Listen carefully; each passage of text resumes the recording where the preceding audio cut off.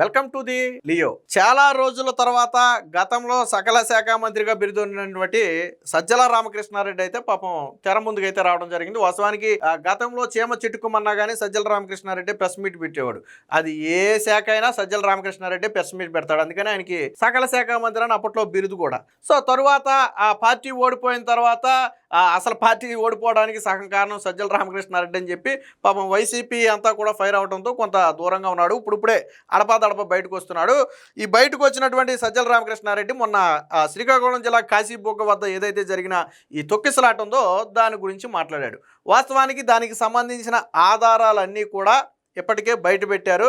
ఎవరైతే ఆలయ ధర్మకర్తగా చెప్తున్నారో స్వయంగా ఆ వ్యక్తి ఏం చెప్పాడంటే అధికారులకు కానీ పోలీసులకు కానీ నేను సమాచారం ఇవ్వలేదని ఆయనే చెప్పాడు. సరే పోలీసులు లేకపోతే ఇంకొకళ్ళు రాజకీయ నాయకులు చెప్తే వీళ్ళంతా ఒకటేలే, ఏదో మాయ చేసి ప్రభుత్వమే మచ్చబడకుండా వీళ్ళు ప్రయత్నం చేస్తున్నారని అనుకోవచ్చు. కానీ స్వయంగా ఆలయ ధర్మకర్త 100కు 200% నేను ఏ అధికారికి చెప్పలేదు, ఏ పోలీస్కి చెప్పలేదు. ఎందుకంటే అంత జనం ఎప్పుడు రారు. నేను వచ్చి ఒరే బాబు లైన్లో వెళ్ళండి లైన్లో వెళ్ళిపోతారు అంతే తప్ప పోలీసులు వచ్చి బందోబస్తు పెట్టి పంపాల్సిన అవసరం ఇంత ముందుకు రాలా, కాబట్టి నేను చెప్పలా అని స్వయంగా ఆలయ ధర్మకర్త చెప్పాడు కదా. ఇన్ని నిజాలు బయటకు వచ్చిన తరువాత కూడా ఈ కాశీబుగ్గ అంశాన్ని ఇంకా రాజకీయం చేస్తున్నారంటే మరి ఏమనాలి?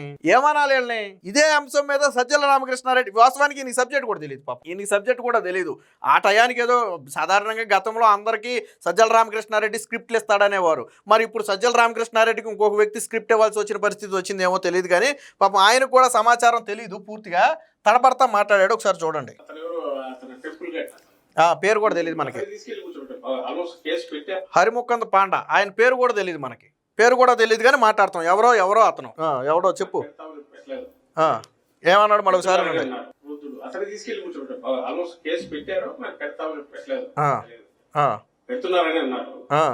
మళ్ళీ ఏమైందో తెలియదు. మరి ఏమన్నా కొంచెం విజ్డమ్ పనిచేసి ఆయన క్లియర్ గా వీడియో బయటకు వచ్చింది. ముందు రోజే చెప్పాను జనం ఉన్నారు వస్తారు కొంచెం చూసుకోండి. అది ఏమన్నాడు ఇక్కడ. సరే ఆయన మీద కేసు పెట్టలేదో ఈయనకి తెలియదు. ప్రెస్ ముందు కూర్చున్నాక పాపం చెప్పాల్సి వచ్చి తడబడ్డాడు. వాస్తవానికి ఆయన మీద ఎటువంటి కేసు ఇప్పటి వరకు పెట్టల. ఒక కమిటీ వేశారు, తొక్కిసలాటకు గల కారణాలు విచారిస్తున్నారు.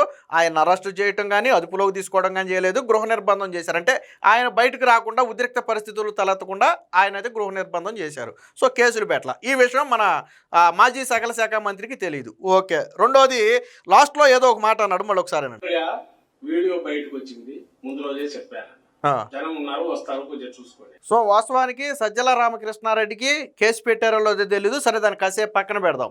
ఏం చెప్పాడు?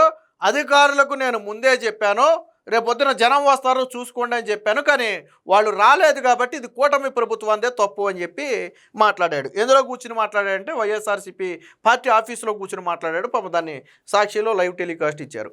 అదే సాక్షి విలేకరి, ఇప్పుడు మీ పత్రికే కదా సాక్షి అంటే, జగన్మోహన్ రెడ్డి భారతీరెడ్డి పత్రికే కదా, డౌట్ లేదు కదా అందులో. అదే సాక్షి విలేకరి నిన్న ఎవరైతే ఈ ధర్మకర్తగా చెబుతున్నటువంటి హరిముకుంద పాండా ఉన్నారో ఆయన ఒక ప్రశ్న అడిగారు. అడిగితే ఆయన ఏం సమాధానం చెప్పారో ఒకసారి నేను మీకు చూపిస్తాను చూడండి. ఒకసారి ఈ ఘటన తరువాత ఆయన మాట్లాడింది కూడా సాక్షి విలేకరు అడుగుతున్నాడు చూడండి. అందరికీ చెప్పాను, పోలీసులకు చెప్పాను, అధికారులకు చెప్పాను, ముందు రోజు అన్ని ఇచ్చాను అని అన్నారు సార్. లేదు అబద్ధాలు చెప్తున్నావు. నేనే పోలీసులకు చెప్పలేదు, అధికారులకు చెప్పలేదు. నేను నిలబడి విన్నారు కదా. అడిగింది ఎవరెక్కడ సాక్షి విలేకరు అడిగాడు. ఏమని అడిగాడు? మీరు అధికారులకు నిన్నే చెప్పానన్నారు కదా, వాళ్ళు రాలేదు కదా అని చెప్పి అడిగితే ఆయన ఏమన్నాడు? ఇది నువ్వు అబద్ధాలు చెప్తున్నావు, నువ్వు చెప్పేది అబద్ధం. ఎవరికి చెప్పాడైనా సాక్షి విలేకరికి. ఆ తల ఎక్కడ పెట్టుకోవాలి? బేసిక్గా ఆ మాట అనగానే సాక్షి విలేకరు కానీ సాక్షి పత్రిక కానీ తల ఎక్కడ పెట్టుకోవాలి? నేను ఏ పోలీసుకి చెప్పలా, ఏ అధికారికి చెప్పలా. ఇది స్వయంగా ఈ ఘటన జరిగిన తరువాత 7-8 మీడియా ఛానల్స్ ఉన్నప్పుడు ఆయన చెప్పిన మాట ఇది. నీ సాక్షి మీడియాలోనే వచ్చింది కదా, ఇది సాక్షిలో ప్లే చేయరు. ఇది సాక్షిలో రాలా. ఎందుకు రాలేదంటే ఆయన నేను అధికారులకు చెప్పలేదు అన్నాడు కాబట్టి రాలా. అదే చెప్పాను అంటే సాక్షి స్క్రోలింగ్ మొత్తం అదే. సాక్షిలో వారం రోజులు దాన్నే డిబేట్లు కూడా పెడతారు దాని మీద, కానీ సాక్షిలో రాలా. కనీసం ఇంగిత జ్ఞానం ఉండాలి కదా. మీ పత్రికా విలేకరు అడిగిన ప్రశ్నకు చెంప పగిలేటట్టు సమాధానం చెప్పాడు కదా ఆయన. ఇంకా ఏం చెప్పాడో వినండి ఒకసారి. అందరు దేవుడు దర్శనం చేయాలా అలాగే వెళ్తారు. వచ్చిన ప్రసాద్ తినేళ్ళు అంటే అలాగే వెళ్తారు.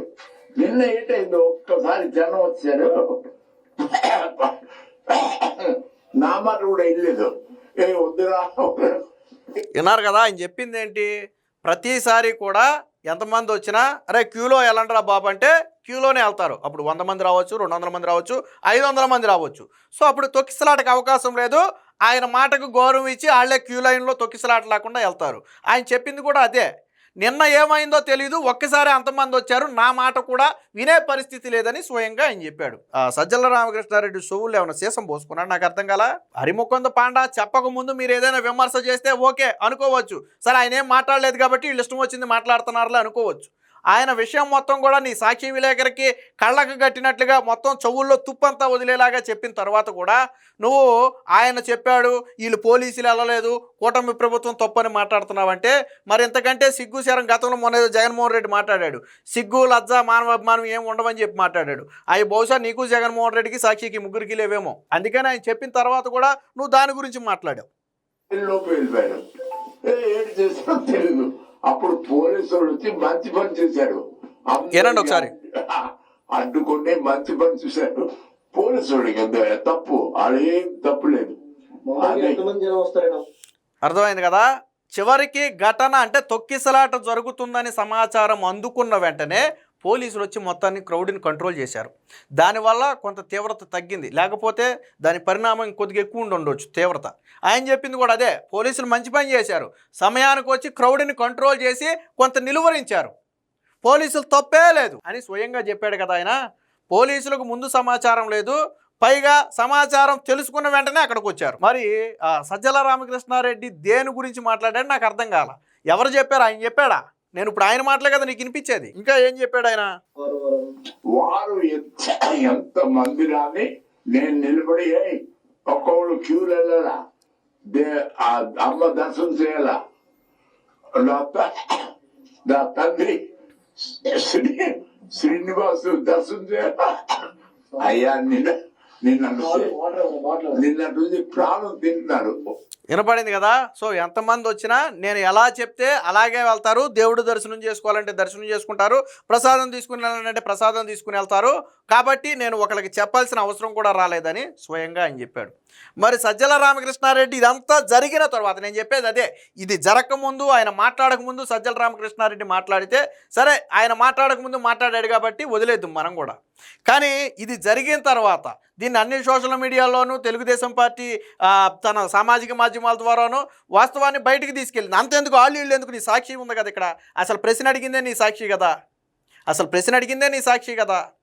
మరి తర్వాత ఏ మొహం పెట్టుకుని నువ్వు మళ్ళీ ఆయన ముందే చెప్పాడు పోలీసులు రాలేదని కూటమి ప్రభుత్వం మీద నిందేసే ప్రయత్నం చేసేవా సజ్జల రామకృష్ణారెడ్డి?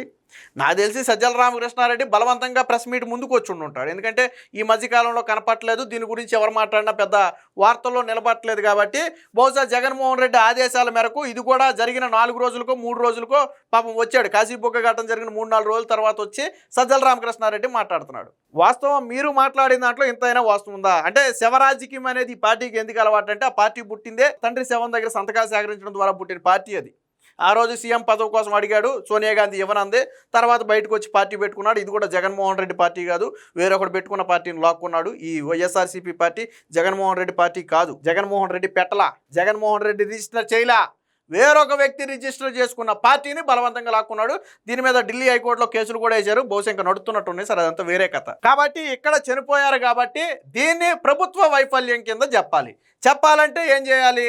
అధికారులకు సమాచారం ఇచ్చినా రాలేదని చెప్పాలి. అలా అయితేనే ఇది ప్రభుత్వానికి అంటగడతం కుదురుద్ది. లేకపోతే అది ఆయన 10 ఎకరాల్లో ఆయన వ్యక్తిగత సొమ్ముతో ఎవరికి సంబంధం లేకుండా ఆయన కట్టుకున్నటువంటి గుడి, ఒక రకంగా ప్రైవేటు గుడి, పూర్తిగా ఆయన ఆధ్వర్యంలో నడిచే గుడి. ఇప్పుడు మీకు నాకు కూడా గుడి ఉందని తెలియదు చాలామందికి. ఈ ఘటన జరగకముందు ఎంతమందికి తెలుసా గుడి ఉందని? తెలుసా ఎవరికైనా? తెలియదు. మరి పోలీసులకి ఎలా తెలుస్తుంది? ఎవరైనా సమాచారం ఇస్తే కదా తెలిసేది. ఇది సజ్జల రామకృష్ణారెడ్డి పాపం. అంటే ఏదో ఒక ఇష్యూని డైవర్ట్ చేయాలి, రాష్ట్రానికి వస్తున్న పెట్టుబడుల ఇష్యూని డైవర్ట్ చేయాలి, లేదా రాష్ట్రంలో జరుగుతున్నటువంటి సంక్షేమ పథకాల అమలుని డైవర్ట్ చేయాలి. దాన్ని డైవర్ట్ చేయాలంటే ఇలాంటి ఘటన ఏదైనా వచ్చినప్పుడు దాన్ని ఒక వారం 10 రోజులు రుద్దాలి బలంగా, ఎందుకంటే మనకు సొంత మీడియా ఉంది కాబట్టి. అంతే తప్ప సజ్జల రామకృష్ణారెడ్డి మాట్లాడిన దాంట్లో ఇసుమంత కూడా వాస్తవం లేదు. ఆ రోజు పోలీసులకు కానీ అధికారులకు కానీ ఆలయ ధర్మకర్త ఎటువంటి సమాచారం ఇవ్వలేదు కాబట్టి ఆ రోజు అధికారులు కూడా అక్కడికి వెళ్ళలేదు. బట్ ఘటన జరిగిందని తెలుసుకున్న వెనువెంటనే అధికారులు వెళ్ళి దాన్ని నిలువరించారు. స్వయంగా ఆ విషయం ఆలయ ధర్మకర్త చెప్పాడు. కాబట్టి ఎప్పటికైనా వైసీపీ ఇలాంటి విష ప్రచారాలు మానుకుంటే మంచిది. Please subscribe to Leo news for more videos.